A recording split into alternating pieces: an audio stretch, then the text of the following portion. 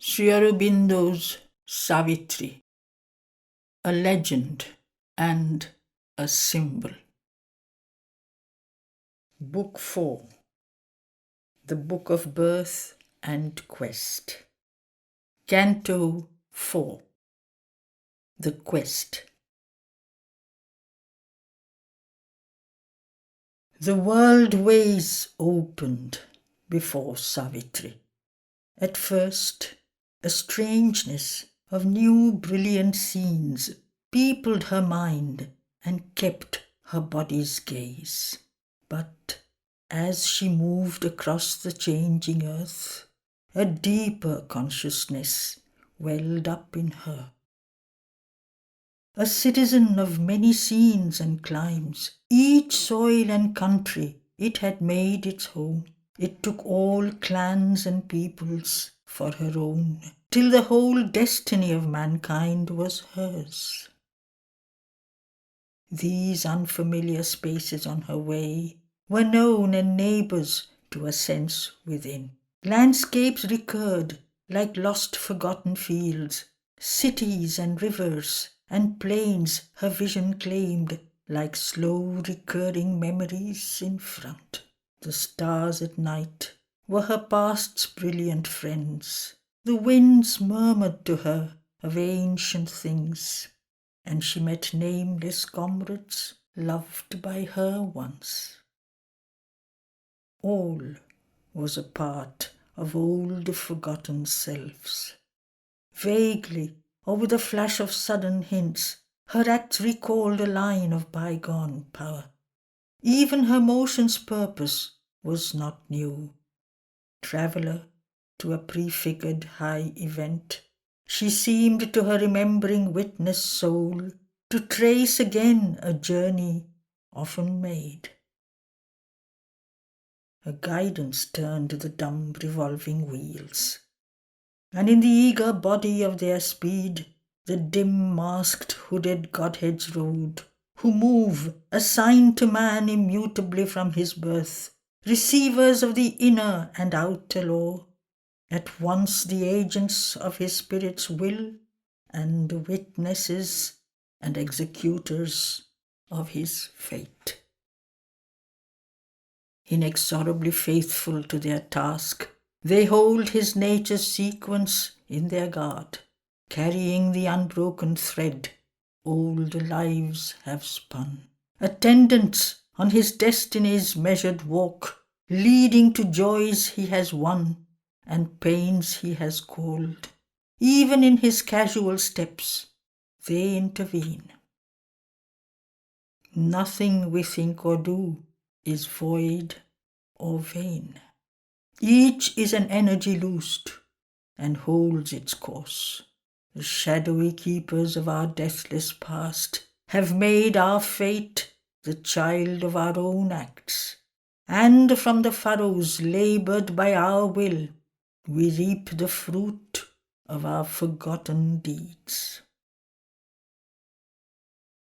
But since unseen the tree that bore this fruit, and we live in a present born from an unknown past, they seem but parts of a mechanic force, to a mechanic mind tied by earth's laws. Yet are the instruments of a will supreme, watched by a still all-seeing eye above.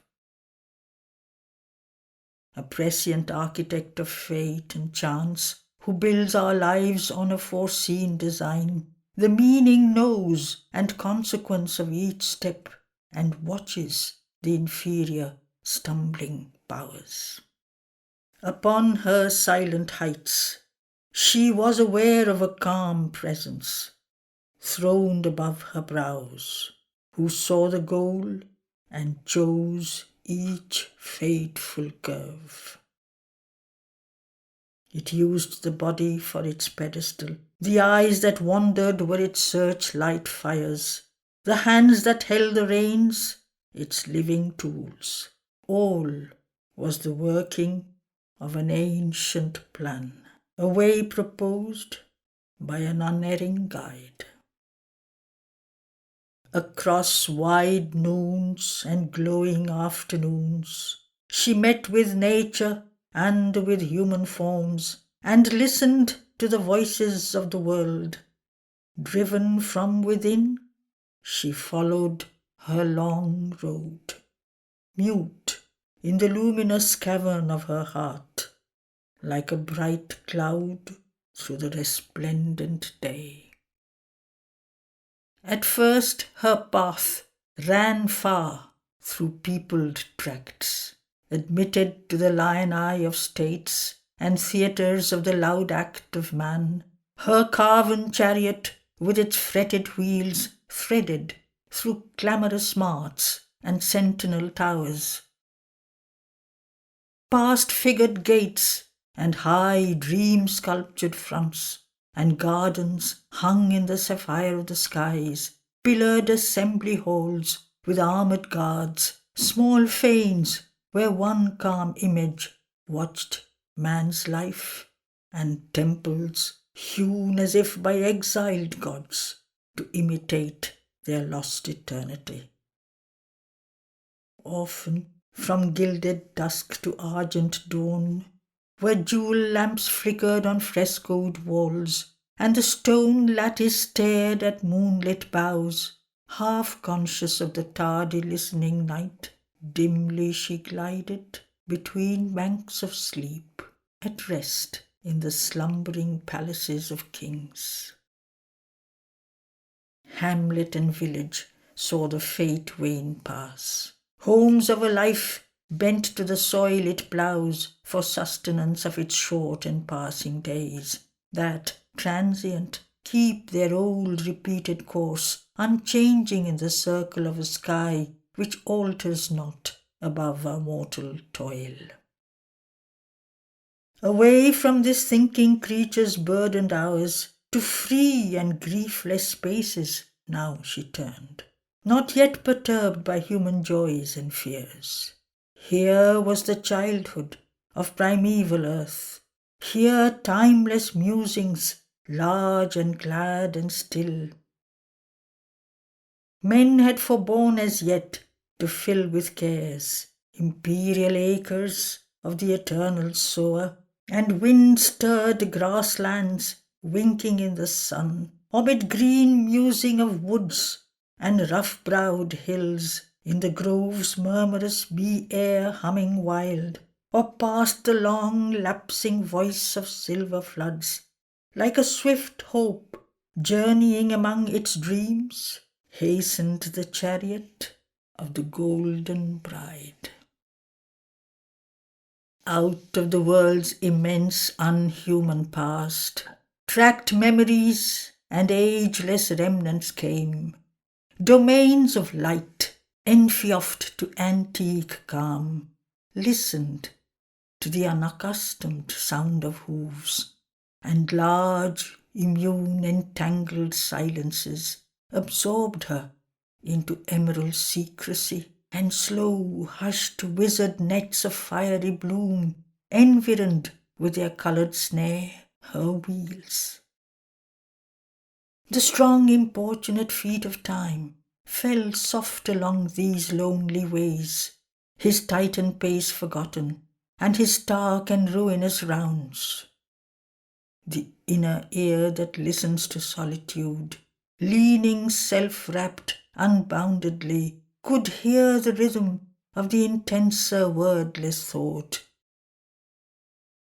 that gathers in the silence behind life, and the low, sweet, inarticulate voice of earth, in the great passion of her sun-kissed trance, ascended with its yearning undertone. Afar from the brute noise of clamorous needs, the quieted, all-seeking mind could feel, at rest from its blind outwardness of will, the unwearied clasp of her mute, patient love, and know for a soul the mother of our forms.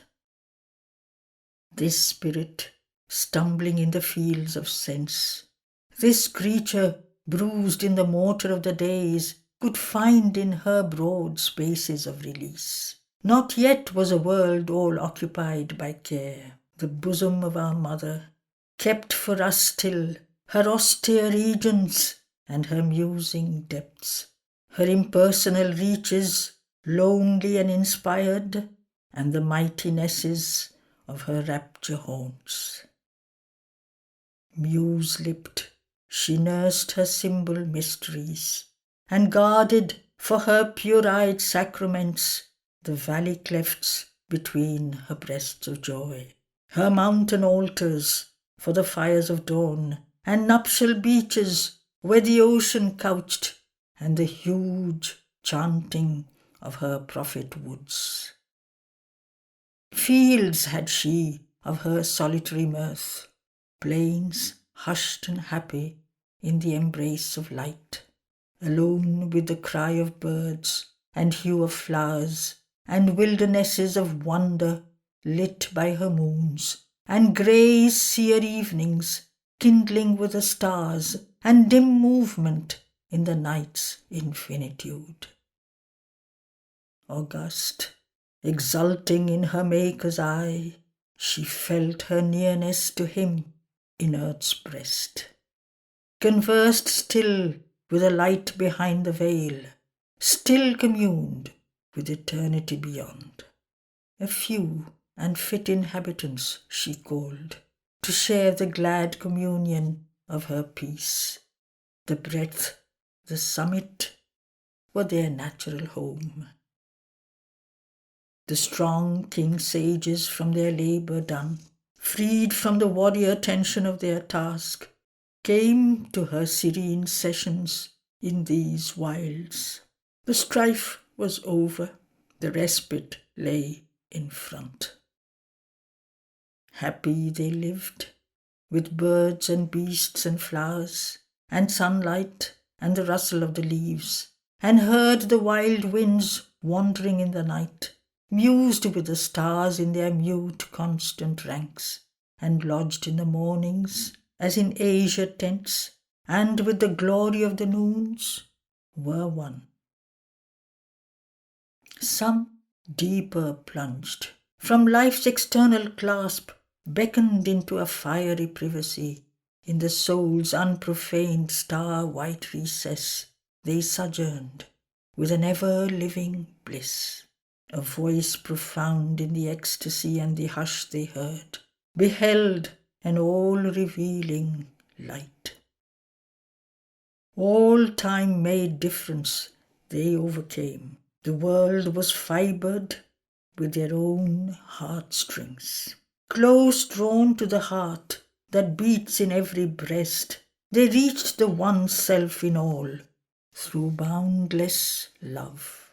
Attuned to silence and to the world rhyme, they loosened the knot of the imprisoning mind.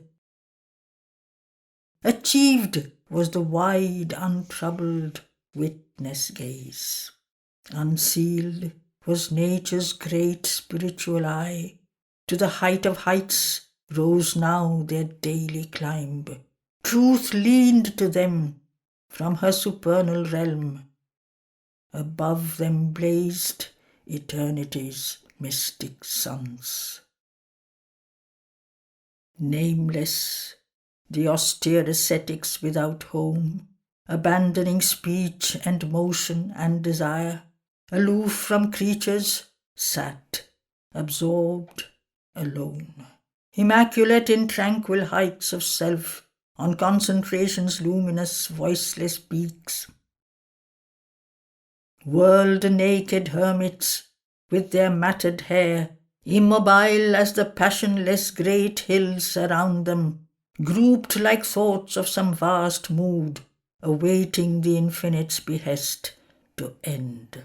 The seers, attuned to the universal will, content in him who smiles behind earth's forms, abode ungrieved by the insistent days. About them like green trees girdling a hill, young grave disciples, fashioned by their touch, trained to the simple act and conscious word greatened within and grew to meet their heights. Far wandering seekers on the Eternal's path brought to these quiet founts their spirit's thirst, and spent the treasure of a silent hour, bathed in the purity of the mild gaze that, uninsistent, ruled them from its peace, and by its influence found the ways of calm. The infants of the monarchy of the worlds, the heroic leaders of a coming time, king children nurtured in that spacious air, like lions gambolling in sky and sun, received half consciously their godlike stamp. Formed in the type of the high thoughts they sang, they learnt the wide magnificence of mood that makes us comrades of the cosmic urge, no longer chained to their small separate selves, plastic and firm, beneath the eternal hand, met nature with a bold and friendly clasp, and served in her the power that shapes her works.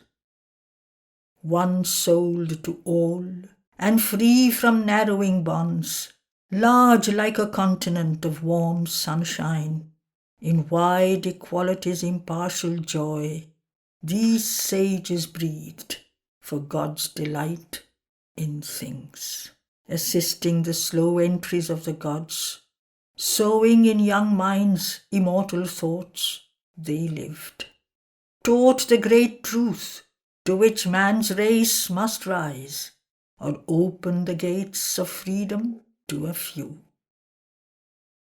Imparting to our struggling world the light, they breathed like spirits from time's dull yoke released, comrades and vessels of the cosmic force, using a natural mastery like the sun's. Their speech, their silence was a help to earth. A magic happiness flowed from their touch. Oneness was sovereign in that sylvan peace. The wild beast joined in friendship with its prey, persuading the hatred and the strife to cease. The love that flows from the one mother's breast healed with their hearts the hard and wounded world. Others escaped from the confines of thought to where mind motionless sleeps, waiting light's birth, and came back quivering with a nameless force, drunk with the wine of lightning in their cells, intuitive knowledge leaping into speech, seized, vibrant, kindling with the inspired word, hearing the subtle voice that clothes the heavens, carrying the splendor that has lit the suns. They sang infinity's names and deathless powers in meters that reflect the moving worlds. Sights, sound waves, breaking from the soul's great deeps. Some lost to the person and his strip of thought, in a motionless ocean of impersonal power, sat mighty, visioned with the infinite's light. Or, comrades of the everlasting will, surveyed the plan of past and future time. Some winged like birds out of the cosmic sea and vanished into a bright and featureless vast. Some, silent, watched the universal dance or helped the world by world indifference.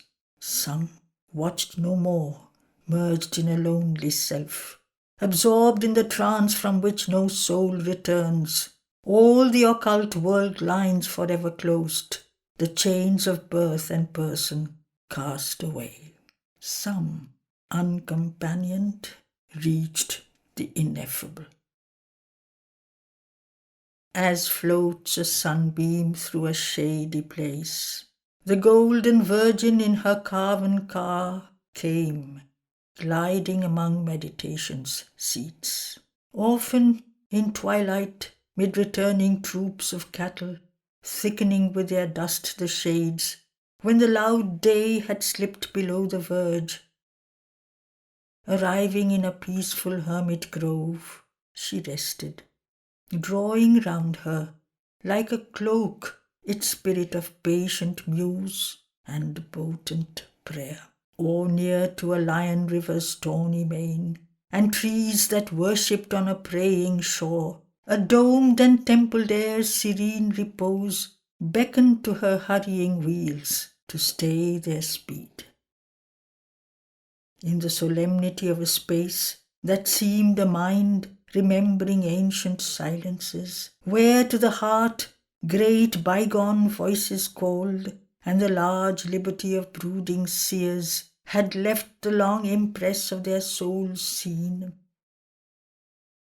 Awake in candid dawn or darkness mooned, to the still touch inclined the daughter of flame, drank in hushed splendour between tranquil lids, and felt the kinship of eternal calm. But morn broke in, reminding her of her quest, and from low rustic couch or mat she rose, and went impelled on her unfinished way, and followed the fateful orbit of her life, like a desire that questions silent gods, then passes star-like to some bright beyond. Thence to great solitary tracts she came, where man was a passer-by towards human scenes, or soul in nature's vastness strove to live, and called for help to ensouled invisible powers, overwhelmed by the immensity of his world and unaware of his own infinity. The earth multiplied to her a changing brow, and called her with a far and nameless voice. The mountains, in their anchorite solitude, the forests, with their multitudinous chant, disclosed to her the masked divinity's doors. On dreaming plains and indolent expanse, the deathbed of a pale enchanted eve, under the glamour of a sunken sky, impassive she lay, as at an age's end, or crossed an eager pack of huddled hills, lifting their heads to hunt a lair-like sky, or travelled in a strange and empty land, where desolate summits camped in a weird heaven, mute sentinels beneath a drifting moon, or wandered in some lone tremendous wood, ringing forever with the cricket's cry, or followed a long glistening serpent road through fields and pastures lapped in moveless light, or reached the wild beauty of a desert space where never plough was driven nor herd had grazed, and slumbered upon stripped and thirsty sands amid the savage wild beast night's appeal. Still unaccomplished was the fateful quest. Still she found not the one predestined face for which she sought amid the sons of men. A grandiose silence wrapped the regal day. The months had fed the passion of the sun, and now his burning breath assailed the soil. The tiger heats prowled through the fainting earth. All was licked up as by a lolling tongue. The spring winds failed, the sky was set like bronze. End of Canto 4. End of Book 4.